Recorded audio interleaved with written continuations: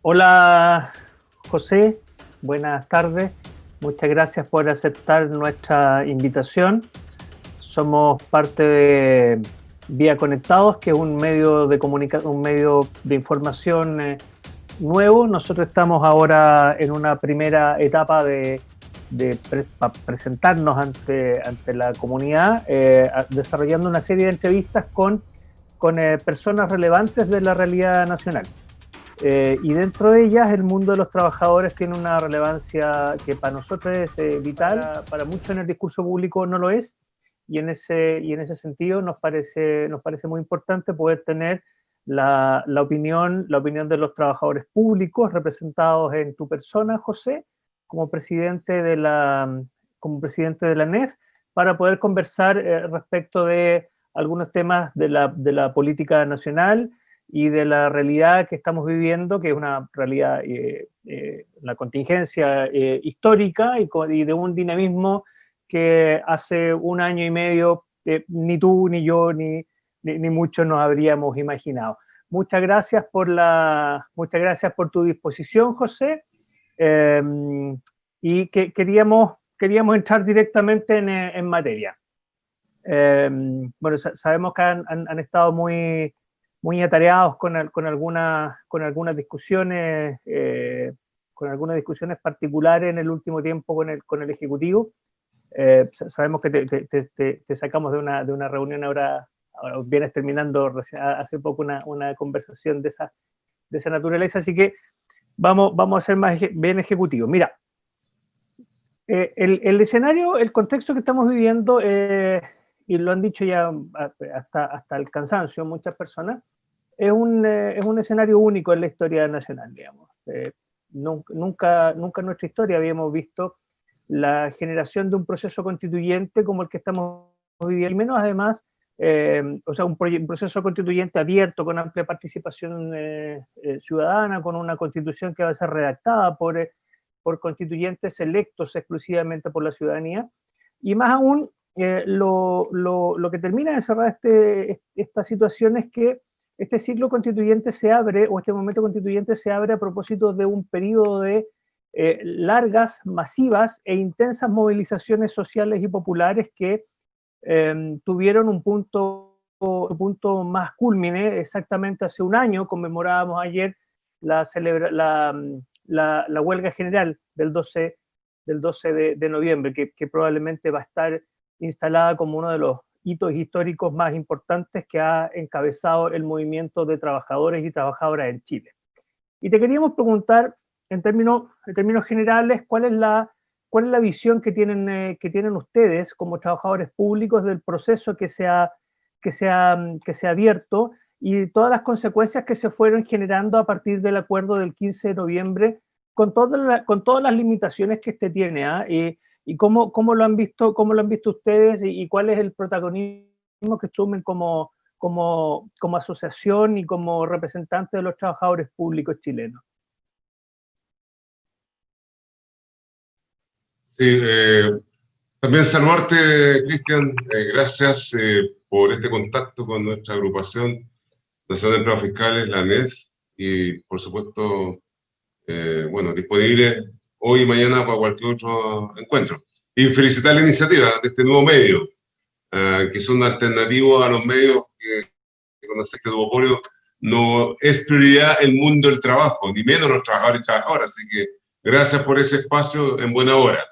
Mira, y vinculado en ese contexto tú señalas, nosotros creemos, y yo comparto plenamente, que es un momento histórico, este proceso constituyente. Nadie podía ser pitonizo pensando hace más de un año, incluso pensando a principios del año 2019. No podíamos pensar ni imaginar. Sí había algo en nuestra convicción, en tanto dirigentes y dirigentes sindicales. Quisiera compartir con ustedes un proceso que es bueno también recordarlo en ese contexto. En abril del año 2019 nos empezamos a reunir con organizaciones sociales y sindicales, con los compañeros de derechos humanos, con los estudiantes universitarios, con los secundarios, movimientos feministas, pueblo originario, la CUT, profesores, coordinadores de la AFP, y dijimos, ¿por qué no nos dejamos un tiempo extraordinario de todas las tareas y responsabilidades que tenemos cada uno en lo suyo? Incluso dejemos las diferencias para ponernos a disposición de tratar de incidir en los cambios estructurales que cada uno lo hace de manera particular. Nosotros como ANEF, ¿cierto?, tenemos una mirada del Estado, de la función pública, el rol estratégico de los servicios que nos desempeñamos y el rol también de los funcionarios y funcionarias públicas y la importancia de la ciudadanía que atendemos. Creo que te lo comento porque fue una iniciativa así, espontánea, pero con esa profunda certeza de tener la responsabilidad de empezar ya, porque estábamos con un gobierno que tenía ya 2 años en su cuerpo, veíamos que se iban profundizando las brechas salariales, la acumulación de la riqueza, y eso fue la antesala, y te lo quiero comentar un poco, ya voy a tocar lo que tú me señalas en relación a nuestro rol y a lo que hoy día nos cruza con esta coyuntura, que es el proceso constituyente. Pero bueno, también compartirlo con ustedes porque va a permitir también ilustrar que las cosas, los astros se alinearon. Si uno mira desde el punto de vista de cómo se fue dando, nosotros después en julio se sumaron más organizaciones, sacamos un manifiesto, está publicado, un manifiesto de unidad social, de la mesa de unidad social, con todas las dificultades y desde el punto de vista humano, me refiero, ¿cierto?, de los egos y todo lo que aparece, que es muy natural en la especie humana. Pero logramos, y después nos movilizamos en septiembre y dijimos, nos cansamos, nos unimos. Una consigna que nos movilizó también, y ustedes se acuerdan quizás ahí el 4 de septiembre, cuando nos reprimieron ahí, no alcanzamos a hacer ningún desplazamiento de la Plaza de la Dignidad, y bueno, entre los lienzos, los pasacalles, las banderas, bueno, una repre bastante fuerte. Y después vino octubre, y vino octubre, todos los chiquillos que esa semana, entre el 14 y el 18, nos hicieron movimientos sísmicos a las estructuras burocráticas, sindicales, sociales, y fueron los chiquillos, ese es un mérito también de los chiquillos, que no sabes qué, evadir y no pagar otra forma de luchar, y bueno, y dijeron, sabes que este aumento tiene un impacto, me refiero al tema del aumento del pasaje, ¿te acuerdas del metro? Sí. Las palabras ofensivas de los ministros, ¿te acuerdas del ministro de Economía? Pero si hay que levantarse más temprano, cuando la gente ya se levantaba a las 3, 4 de la mañana, entonces no comprender la dimensión que el ministro de Hacienda, el ministro de Hacienda, ahora oportunidad de comprar flores, ¿cierto? Una cosa así como en un país que parecía que éramos nórdicos. Y eso fue una ofensa, una acción violenta. Yo creo que eso produjo lo que vivimos, ¿cierto?, de esta reunión popular que después generó todo un proceso de autoconvocatoria, abrió espacio a la deliberación, a los cabildos, ¿te acuerdas? Autoconvocaba, a las marchas, autoconvocaba, a las concentraciones. Ahí, lo único que hicimos como unidad social, el 19 de octubre, un día sábado, nos juntamos en la sede de en Prus, claro, en Prus, y habíamos ya casi más de 100 organizaciones y acordamos una carta muy breve, llevarse a la presidenta de la República cuando ustedes se recuerdan el estado de excepción, los militares en la calle, bueno, y salimos marchando, tomamos por la Alameda, llegamos ahí a la moneda, pensamos que íbamos a llegar, porque entre la red que teníamos algunos lectores con todo este temor y miedo, también para ser honestos, bueno, teníamos la obligación de ponernos a disposición, y eso es lo que dijimos desde la red. Nos ponemos a disposición del movimiento social, del movimiento organizado, incluso el autoconvocado, para no estar así ni referente, ni liderar, sino que ponernos a disposición. Eso declaramos desde la red. De ahí nos pilló todo lo que vimos.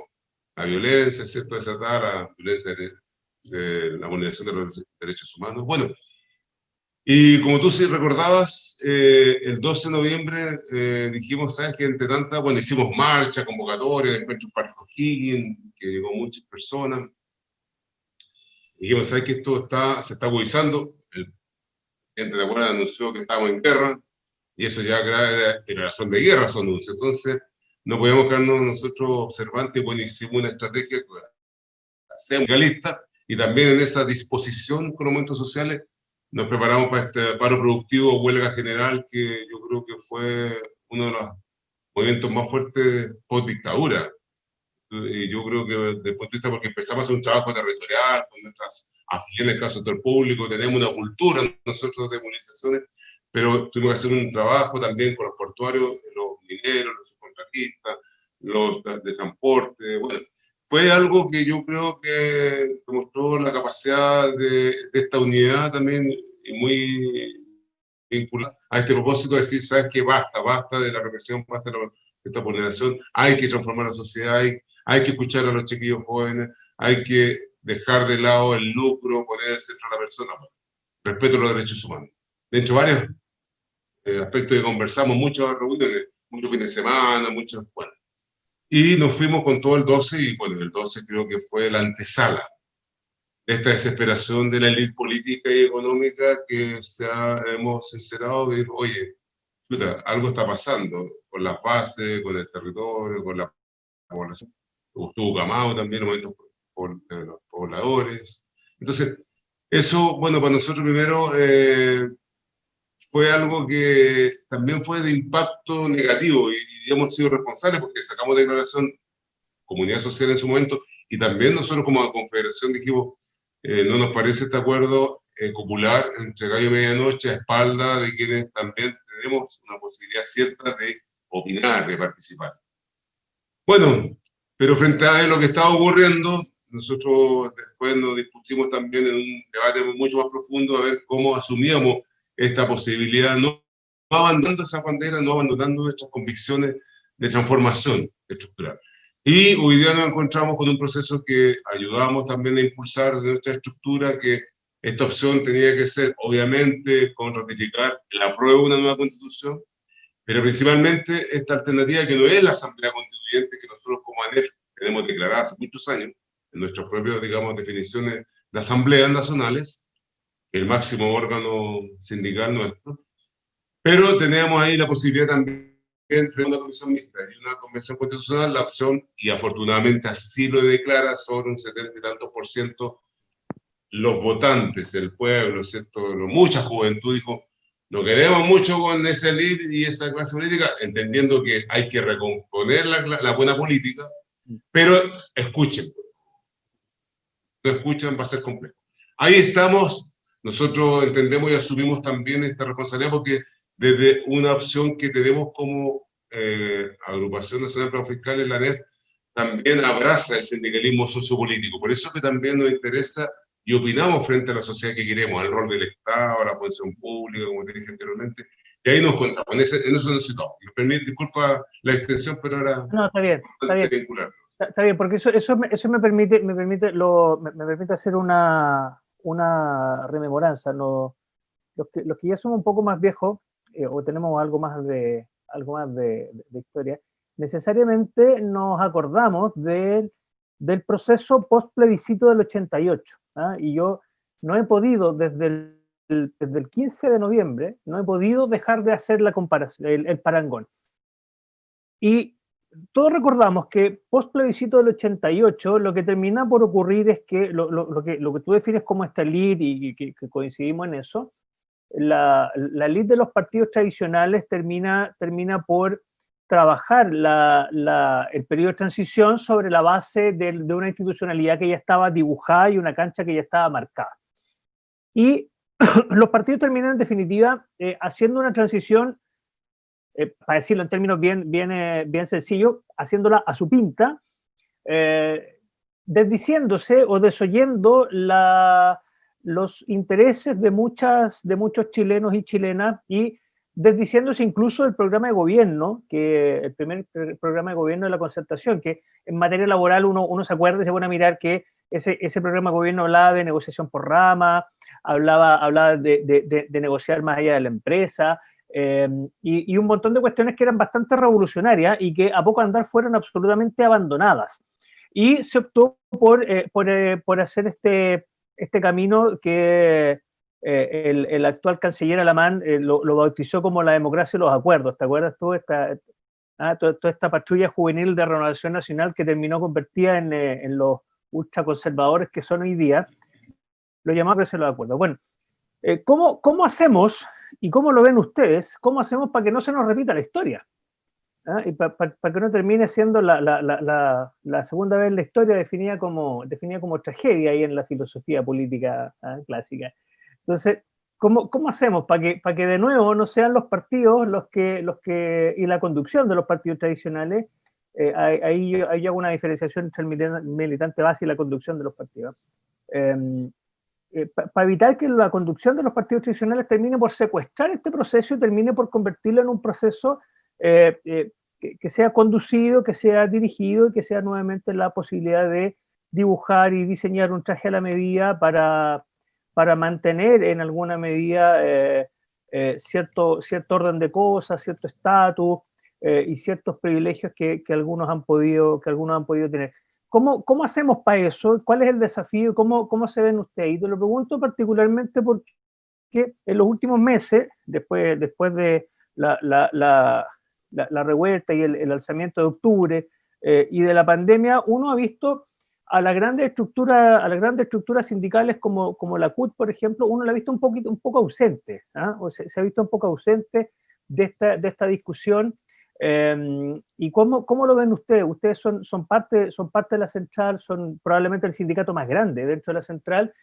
¿Cómo ven ustedes? ¿Cómo se puede recomponer? ¿Cómo se puede tomar una posición más agresiva que permita a las y los trabajadores pasar a la ofensiva en esta nueva etapa que se ha abierto? Mira, yo comparto ese recuerdo, porque quizás somos contemporáneos también, ochenteros ahí, del grupo etario, de la cosecha intermedia que le llamamos ahí, ¿cierto? Pero mira, ese es el peligro, por eso es que nosotros pusimos una posición bastante nítida cuando tomamos conocimiento de esta popular, diga, porque el esfuerzo que se hizo, las vidas que se perdieron, las personas que fueron violentadas, sus derechos humanos, las mutilaciones que hoy día tenemos, los encarcelados, esta juventud que está todavía presa, detenida, son presos políticos, no pueden ser olvidados. Todo ese conjunto que presionó para que la lista se arrinconara, digámoslo claramente, y dijera, mira, ¿cómo salimos? ¿Cómo la vía escape? Claro, en los 90 era la medida posible, ¿cierto? Porque estaban los militares, estaba el dictador, estaba el temor el tema del movimiento del láser, el boinazo, entonces había cierta amenaza, poco menos que cualquier transformación que estaba escrita. Yo me acuerdo también de haberlo leído y están ahí los textos. Vamos a avanzar, ¿cierto? En los colores que nos demostraban eran de expectativa, porque era lejos salir de la oscuridad de esa noche de nuestro país. Entonces, eso yo creo que hace mucho sentido para la experiencia que tenemos hoy día. Yo comparto que hoy día, bueno, como te decía anteriormente, esta mirada sociopolítico que no es el partidario, sino que tenemos opinión frente a la sociedad, tenemos que asumir también y liderar esta capacidad de poder incidir en un terreno en disputa. La deliberación tiene que ser parte de este proceso. Hoy día hay la foto en un plano institucional tiene esta forma, ¿cierto? Que hay 155 constituyentes que van a ser elegidos, pero ya está el desorden y la fragmentación. Es decir, los sectores que representan las 3 comunas que rechazaron una nueva constitución están ordenaditos, una lista, ¿cierto? Y con los mejores representantes. Incluso acá hasta el presidente de los empresarios está disponible como constituyente, a ese nivel, digamos. En cambio, en las fuerzas progresistas, 4, 5, 6 listas. Eso, en el modelo que se acordó, desdibuja y desnaturaliza esta expectativa del pueblo, del movimiento social y también sindical. Y ahí uno no tiene que perderse. Porque yo en tanto de facto le llamábamos nosotros en algún momento. Exactamente. Esos recuerdos son buenos tenerlos también para la generación. Entonces, cuando uno está involucrado en este proceso que tiene relación con este terreno en disputa, lo que nosotros, por ejemplo, aquí hablo como ANEF, en relación, somos parte de la central yo creo que tiene la obligación, participo ahí cuando se convoca a los consejos directivos nacionales ampliados, hay una posición político-sindical también en esa línea, creo que se pierde y se desdibuja también, por todo lo que conocemos que los medios no inflan, digamos, ni los acuerdos, ni las propuestas, porque tratan de invisibilizarlo. Pero también es pega nuestra como somos creativos de aquello. Nosotros, y aquí hablo como ANEF, que estamos elaborando, ya lo hemos debatido en el directorio nacional y con los consejeros regionales en el territorio, es recuperar estos cabildos sindicales que te acuerdas el año pasado, los cabildos de las plazas en la esquina de la casa, en la pega, en la universidad. Nosotros vamos a levantar este proyecto de cabildos sindicales que permita que en tanto cada sector, por ejemplo educación, tenga sus encuentros, pero con esta orientación de cómo se prepara con un documento final que recoge esa síntesis y diga, mira, la ANEF tenemos esta declaración del Estado, esta es frente a la función pública, un Estado de Derecho Social y Democrático, sin duda, bueno, pero en el tema particular de la educación, esto es lo que le vamos a exigir a los constituyentes, quien sea. Esta es la mirada que tenemos nosotros frente al tema de justicia social con una reforma tributaria conforme a lo que necesita nuestro país y la amplia mayoría que están postergadas. Una mirada del mundo de la academia, también desde el punto de vista de todo lo que es medio ambiente. Entonces, eso lo vamos a instalar y esperamos que nuestros compañeros y compañeras de la SUNED se dejen un espacio para recuperar esta deliberación, porque más allá de las consignas que están puestas, ¿cierto?, en las calles, en los muros, en toda la historia de este año que ha pasado después del 18 de octubre, tenemos una obligación de consolidar esto para poder incidir en ese terreno de disputa. Y ahí ojalá ese sea refractario y que permita también avanzar que otras organizaciones, en nuestra propia central, porque somos efectivamente afiliados a la central la fundó Glotario, 10 años después que fundó la CUT, la ANEF, entonces hay una vinculación, en el año 1943 funda la ANEF, después el 53 la CUT, junto a otros líderes, compañeros y compañeras, bueno, entonces tenemos ahí una corresponsabilidad también de poder, ojalá, poder también sumar y multiplicar aquello. Entonces, esa es nuestra definición para poder ver. Y ahora, hace poco, tenemos también ahí, nosotros estamos apoyando ahí y nos han invitado a todos los procesos constituyentes a recuperar también, más allá de la institucionalidad, hay una presión colectiva desde las bases, porque el partido se farrea la oportunidad de vincularse ahora en este proceso, está legitimado, digamos, el 2% del Congreso Nacional, con toda la importancia que significa en sí mismo. Yo comparto contigo, uno en la cúpula de esos son los militantes, ¿cierto? Y ahí hay mucho todavía camino que recorrer para recuperar la buena política. Yo creo que es importante también como un desafío democrático, pero tienen que asumir, digamos, y nosotros no podemos ser observantes, ni pasivos, ni menos quedarnos al margen de un proceso tan importante como es la redacción de una nueva constitución. Y ahí no tenemos que llegar tarde, tenemos que preparar, sistematizar, ¿cierto?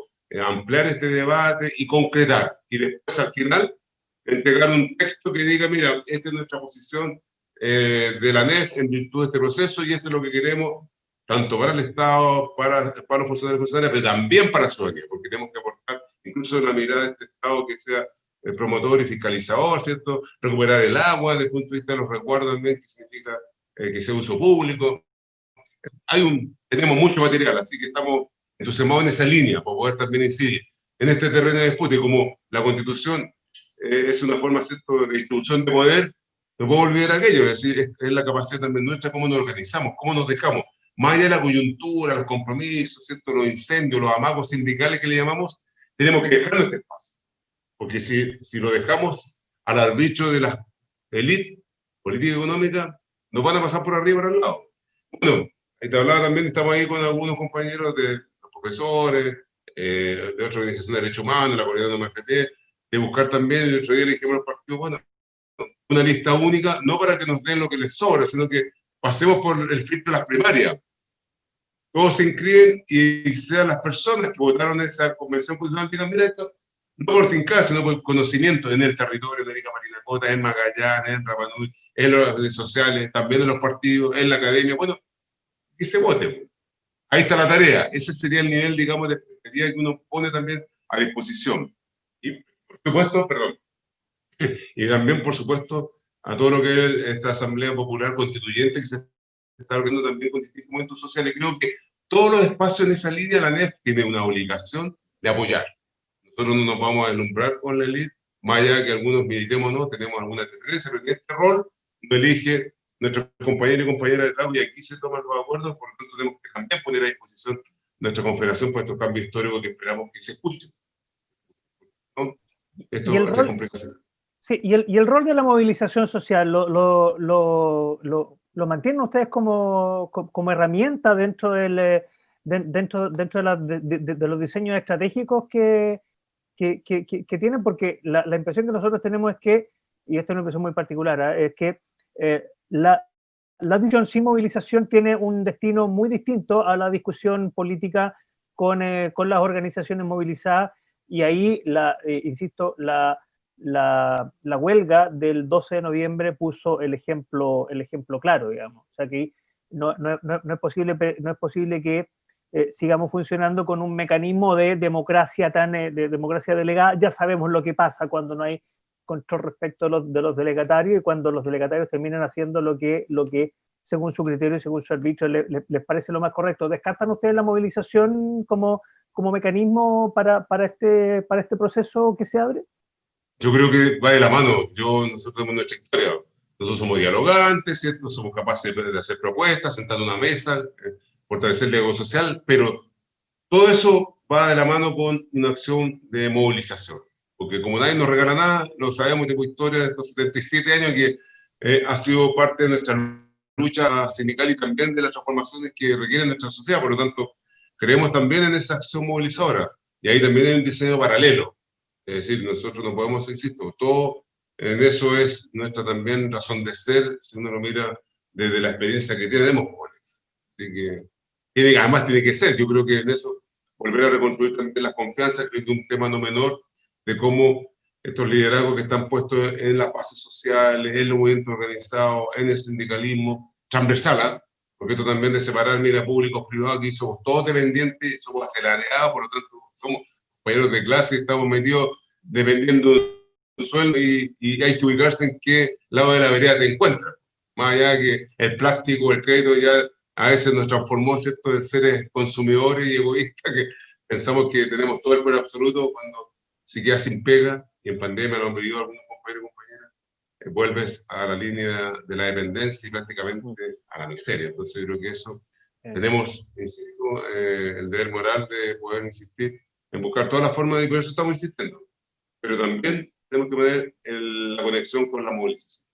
Sí, eso nos parece importante en la medida que vamos profundizando un proceso donde rescatamos desde el mundo sindical, desde el mundo de las y los trabajadores, la huelga como una herramienta también de discusión y de incidencia política, y no solo la huelga como un espacio de reivindicaciones salariales exclusivamente, que es el espacio donde ha estado centrada en los últimos 30 años, donde la administración del modelo neoliberal nos llevó y nos arrinconó a eso, nos arrinconó en definitiva que nuestra huelga es una huelga por el 2 o 3%, o por obtener un bono X en algún proceso específico, pero dejamos de imaginar la huelga, en nuestro mundo desapareció la huelga como la herramienta de la clase organizada para ir pensando en cuestiones superiores. Entonces ahí nos parece fantástico esta mirada que tú nos comentas ahí entre medio, digamos, porque precisamente hay que volver a mirar, como el mismo Clotario lo hacía carne en su acción. Y tú mencionabas ahí, José, a propósito de la contingencia generada por la crisis política y la crisis sanitaria que hoy día tenemos, personas, compañeros que han ido perdiendo su capacidad económica en los últimos meses. A los funcionarios públicos en general han estado, están un poco exentos de esta realidad. Hay una ley de protección al empleo que afecta fundamentalmente a trabajadores del sector privado y de algunas áreas más específicamente. Ellos se han ido organizando también desde algunos espacios nuevos, no tradicionales. ¿Cómo ven ustedes la relación como empleados públicos con este otro segmento de trabajadores que han sido afectados por la ley de protección del empleo, por otra serie de iniciativas de la falta de iniciativas públicas que permita cubrir las necesidades que se han hecho más profundas a propósito de la crisis sanitaria? Mira, algo que señalé al inicio y va vinculado con este sindicalismo sociopolítico que nosotros abrazamos. No nos da lo mismo lo que le pasa a nuestros compañeros del sector privado. Creemos que nos da vergüenza y hay una frustración cuando se instala la incapacidad de la administración de turno, me refiero a un gobierno, de que las políticas públicas no lleguen oportunamente. Se hablaba, ¿te acuerdas?, del ingreso familiar económico, ¿cierto?, que era como un salvavidas, y fue al final una política de gota a gota. Nosotros desde el Estado tuvimos una posición, dijimos, no puede ser que exista una ley frente a una cosa rara, a la chilena. Te suspenden la pega, no te echan, pero el compañero que depende de saber, y mi sueldo No, pues no te estoy echando. Ve, ándate a tu administradora de fondo de cesantía y ahí ve y mira, van a venir leyes que van a pedirte que no pagues los compromisos, pues que no te corten la luz, que no te corten el agua, y ahí cómo yo puedo comer con mi familia. Entonces es como vergonzoso. Para nosotros, como funcionarios y funcionarios de carrera, es frustrante ese mal diseño de no llegar oportunamente, porque para confinar y evitar el contagio y las muertes, el Estado tiene que haber puesto 500.000, 600.000 por familia inmediatamente, permanente, hasta diciembre del 2020. Esa era nuestra expectativa. Algunos me dirán, es refácil decirlo, ¿cierto? Vendrán los tecnócratas, los defensores de modelos neoliberales, dirán ahí, ¿cierto? Milton Friedman dirá seguramente ahí, aparecerá en su memoria diciendo, mira, ¿qué se cree este personaje? Que el Estado estaba eso. Bueno, eso está el Estado. Para cubrir, proteger, acompañar, ¿cierto? El sufrimiento de personas que pierden el empleo, que no tienen ingresos, que no salgan para que se queden realmente confinados. Pero ¿qué es lo que pasó? No, pues el gota a gota. Por eso que también nosotros sufrimos una primera o segunda o tercera, en realidad está lo mismo en orden, pero con la convicción de querellarnos con el presidente de la República y el ex ministro de Salud frente a esta incapacidad de no cuidar a aquellas personas chilenas y chilenas y extranjeros que se están contagiando, se están muriendo y que se murieron. Y nosotros también perdimos compañeros de trabajo. Entonces no podemos ser observadores pasivos, creer en el discurso institucional si no hay una acción de coherencia entre lo que estás pensando, en lo que dices y en lo que haces. Para nosotros eso es fundamental porque tenemos legado también en eso de Clotario. Para nosotros en eso abrazamos también. Por eso que también sufrimos cuando, insisto, esta cosa de ir dando cajas, de entregando aporte, gota a gota. Por eso que también se cruza con la defensa del presupuesto. No es corporativo, porque el presupuesto cuando se reduce en educación trae impacto a la ciudadanía en los programas sociales, en deporte, en inversión social, vivienda, obras públicas, en salud. Entonces, eso nosotros nos ocupamos también de ponerlo cada vez que vamos a una comisión de Hacienda de ambas corporaciones. No solamente está el tema corporativo en tanto la estabilidad del trabajo, que efectivamente, como tú dices, no nos golpea, pero también han despedido compañeros y compañeras en pandemia. Pero no como el nivel de la empresa privada, porque no somos empresa privada. Lo que somos lo que no tenemos hoy día, y queremos recuperar una nueva constitución de este Estado de Derecho social y democrático, donde promueva incluso esta organización social, vecinal, sindical, y donde lo transformemos en cada ciudadano y ciudadana en sujeto y protagonista del quehacer político. Volver a recuperar ese rol que esperamos que en algún momento podamos también este terreno en disputa integrarlo incluso con el proceso vinculante que conocemos desde los sindicatos, que es por votación.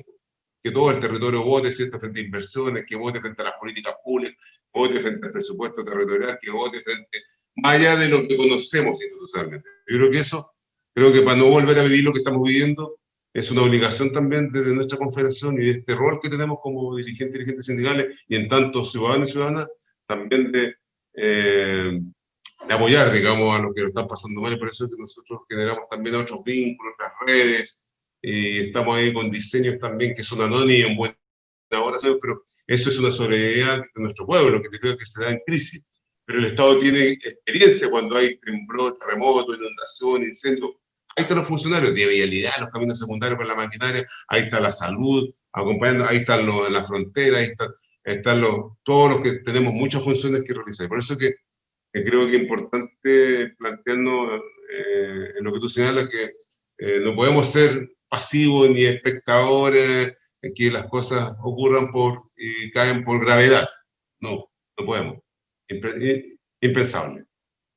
Sí, te quiero echar a la contingencia. Estamos hoy día el primero o segundo día de la huelga de los trabajadores públicos de salud, que es una movilización que también es inédita. El carácter, si uno mira el carácter unitario que ha tenido esta ocasión, es bien distinto al que tenía incluso el año pasado, digamos, donde uno podía ver a los trabajadores de la salud municipal con los trabajadores de la salud central, la organización, la FENAT, la FEMPRUS, muchas veces con agendas propias, con agendas paralelas. Entonces, a uno también le sorprende muy gratamente que en esta ocasión el nivel de masividad y el nivel de unidad que han demostrado las organizaciones es bastante inédito también. Yo creo que eso hay que mirarlo y ver cómo eso se perspectiva, se conduce, reconduce para el futuro. ¿Cuál es cómo están pensando ustedes enfrentar esta movilización de los trabajadores de salud, particularmente después de escuchar al ministro de Salud y al presidente, que han sido que han tratado con bastante desdén la movilización de los trabajadores, de las y los trabajadores de salud? ¿Cómo lo enfrentan ustedes? Mira, nosotros tenemos una vinculación en un nivel de participación que se conoce como mes sector público.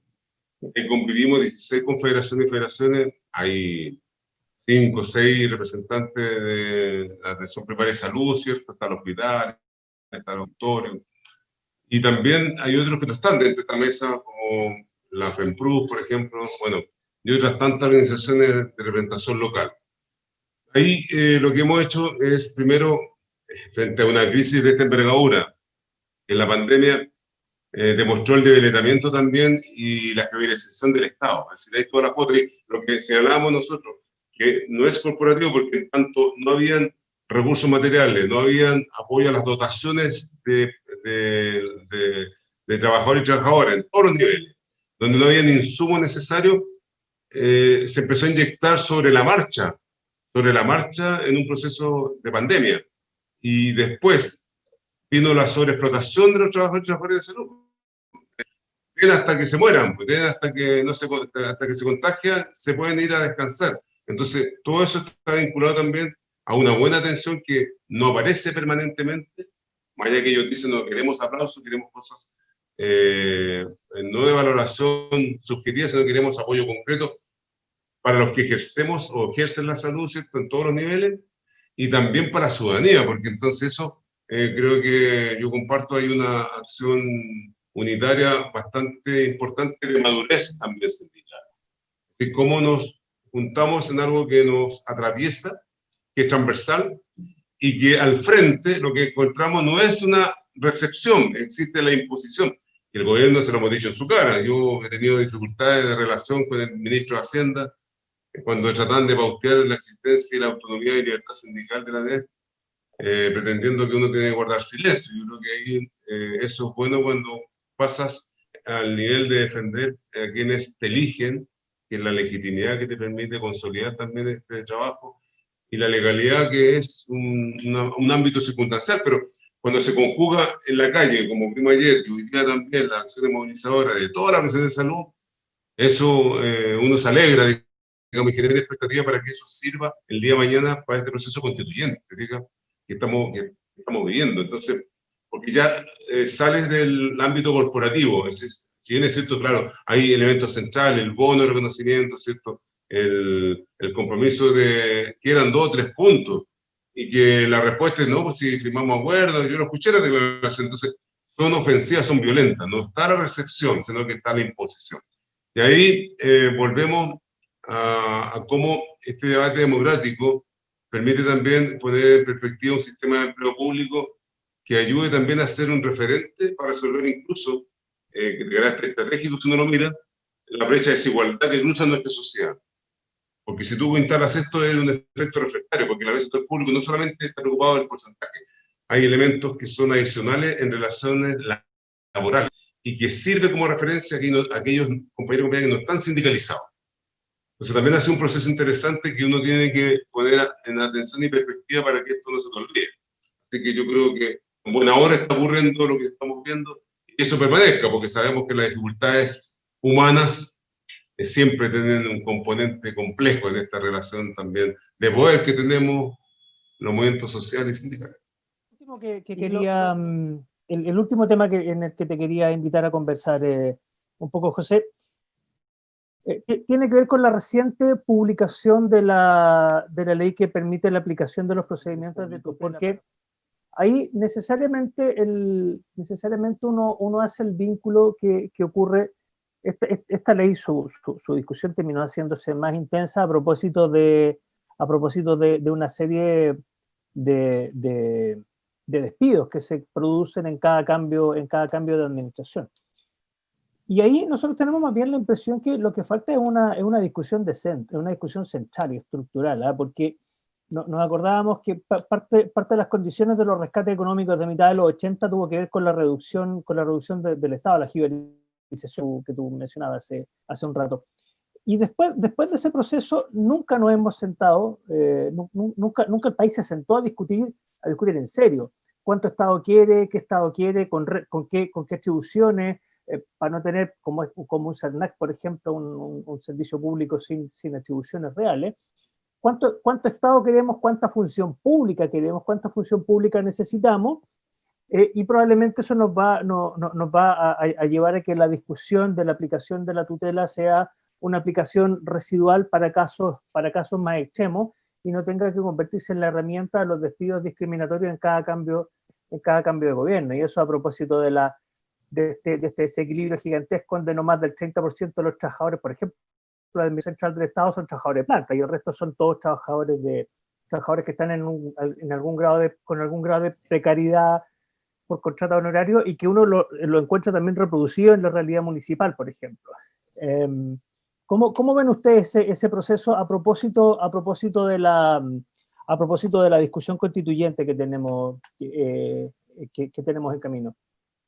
Sí, mira, bueno, primero yo en eso que tú señalas lo vemos, la precarización, la flexibilidad, la tercerización se instaló en los últimos 30 años en el Estado. Esa es nuestra realidad. Hoy día, claro, cuando anteriormente nuestros compañeros del sector privado que han perdido la pega, nosotros, claro, y no se trata de empatar, pero eso también es utilizado por nuestra contraparte. Cuando dicen, oye, están sanitos, están en el sueldo, pueden pagar, vivir, quedarse en su casa. ¿Te acuerdas el 18 de abril cuando el gobierno empezó a decir, ya vuelvan, por favor, vuelvan los funcionarios? Como que si no hubiéramos ido a refugiar las casas. Es decir, estamos algunos haciendo turno, yo soy que hace turno. Claro, así de echado para atrás, tomando y resulta que había uno en turno, otro atendiendo público, que en el centro cívico están los del IPS, FONADA, de Inspección del Trabajo, otro en sus casas conectado con sus recursos, respondiendo ahí con sobre explotación, que nos hizo pensar en retroceder en el siglo XIX, que no hay derecho porque no está regulado el teletrabajo, por eso te acuñamos el concepto de trabajo remoto, porque ese compañero, que incluso hay chiquillos jóvenes, uno dice chiquillos jóvenes comparado con nuestra generación, están criando niños, bebés, y están ahí profesionales conectados. Entonces, ¿qué es lo que hacen? Ellos en el día son mitad profesores, mitad papá, mitad mamá, mitad mudadores, mitad cuidadores, y después se conectan a la pega 9 de la noche, hasta que el cansancio te agote. 3 de la mañana se te apagó la tele, te levanta a las 7 con la guagua, y así es la rutina. Entonces, el trabajo remoto tiene costos que son súper graves. Tenemos un estudio que hicimos con nuestra Internacional de Servicios Públicos que demuestra que... Pero me fui por otro lado. Pero mira, creo que también es importante destacarlo, porque entonces estamos pensando en este rol estatal, y yo creo que a nosotros nos obliga a pensar. Tenemos mucho debate y muchas conclusiones que están puestas en la asamblea nuestra frente a este Estado europeo, a este Estado de Derecho Social y Democrático. Primero ahí como un objetivo. No más Estado subsidiario, que disfraza, ¿cierto? Que somos vagón de cola perfecto cuando dicen el Estado no está allá. Cuando despiden a un funcionario se va a hacer indemnización. Los contrata, que son casi un 70% del Estado. Y los honorarios, que además tiene esta otra condición precaria. Y cuando estás cesante no tienes derecho a seguro de cesantía porque fuiste funcionario público. Entonces, esas cosas también hay que abordarlas con responsabilidad. Tenemos elementos asociados al nuevo modelo de empleo público, a un nuevo estatuto administrativo. Pero no a esta imposición que ya el programa de gobierno de Piñera dice, mira que vamos a modernizar el Estado, es decir, que va echando, reduciendo presupuestos, reduciendo programas sociales, porque eso es grasa, eso no es para tipos modernos. El Estado... Como el modelo de la dirección del trabajo, que incluso externaliza función pública. Claro, hay una disputa que también después, bueno, se está peleando para que eso no ocurra, porque también efectivamente se está aprovechando una legislación de un cambio estructural de un servicio tan importante como la dirección de trabajo para externalizar un concepto que era defendido por el ex director del trabajo. Hoy día esperamos que esta nueva directora tenga la capacidad, bueno, las dos asociaciones están haciendo una fuerza importante junto con nosotros también aquello. Entonces, si tú lo miras, está ahí la declaración de este principio amplio, fuerte, potente, incluso que miramos también con lo que implica la capacidad, insisto, de poder mirar este Estado que uno lo ha planteado de la NEF históricamente. Es decir, participativo, solidario, moderno, agente y promotor de igualdad de oportunidades, entonces, y también que sea dotado de esa capacidad para regular y fiscalizar, donde el objetivo de todo esto que uno declara, ¿cuál es el objetivo? No es acumular ni rentar. ¿Cuál es el bien común? El bien colectivo, que permita una estrategia también de desarrollo integral para que la calidad de vida de todos los chilenos y chilenas, ¿cierto?, permita ese pleno ejercicio que uno también defiende y cuida, que son aquellos derechos políticos, económicos, sociales, laborales y culturales. Eso es lo que nosotros tenemos por definición también, que nos vinculamos a esta declaración del Estado en un proceso constituyente que ayuda a esta transformación también en este terreno de disputa. Por eso es que nosotros asumimos, Cristian, lo que hace muchos años en la NEF hemos abordado también en este proceso de responsabilidad sindical, que no es corporativa solamente, sino también es social y político. José, queremos dejar hasta acá. Te queremos agradecer tu tiempo, los conceptos, las ideas con las que nos aportas. Y te quiero dejar un espacio libre, tómate algunos minutos para cerrar tu intervención, tómate la libertad para cerrar tus ideas, y te agradezco nuevamente el espacio y tu tiempo. No, pues gracias a ustedes también, me gusta estar acá. Mira, yo creo un par de ideas resumiendo este diálogo, y agradezco también este espacio muy agradable contigo, Cristian. Mira, fortalecer el Estado y la defensa de la función pública, que es lo que hacemos hoy día, con esta constitución de la dictadura cívico-militar. Nosotros creemos que la nueva constitución tiene que convertirse en ese eje fundamental, también como una referencia para los trabajadores y trabajadoras de nuestro país, y para la grande mayoría, sin duda, que están ahí todavía postergadas. Y eso lo vinculamos también a esa demanda histórica que hemos planteado desde la NEF, que es una activa participación de esta confederación en tantas reformas y movilizaciones que significan del Estado, democratizar y también modernizar el estatuto administrativo, la estabilidad laboral, y que sea un referente para mejorar también aquello que no tienen sus compañeros que no tienen sindicatos. Ese es el ejemplo que queremos nosotros con este Estado social, democrático y social, y que creo que tenemos una obligación de seguir luchando para correr este proceso constituyente, pero conectado con las bases, con los movimientos sociales organizados y también con los sindicatos. Así que muchas gracias por la invitación, y bueno, a su disposición cuando ustedes estimen pertinente, a la NEF, disponible como siempre. Ok, muchas gracias, José, por tu tiempo, por tus conceptos, y te vamos a cobrar la palabra en un futuro inmediato. Ok, encantado.